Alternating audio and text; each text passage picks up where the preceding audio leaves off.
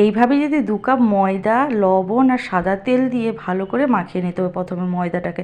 এরপর অল্প অল্প জল দিয়ে রুটি মাখার মতন ভালো করে মাখিয়ে নেব। এরপর চাপা দিয়ে রেখে দিচ্ছি। এখানে একটা কড়ার মধ্যে 1.5 কাপের মতন চিনি, 2 কাপের মতন জল আর কিছুটা পরিমাণ কেশর দিয়ে দিলাম।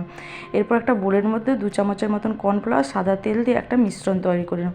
চিনির শিরাটা বেশ তৈরি হয়ে গেছে। এরপর রুটির মতন গোল করে একটা চপিং বোর্ডের মধ্যে ময়দা দিয়ে ভালো করে রুটির মতন বেলে নেব। এরপর রুটিটার মধ্যে যে কর্নফ্লাওয়ারের যে মিশ্রণটা রেডি করে রেখেছিলাম এইভাবে 5 পিসের মতন দিয়ে দিলাম।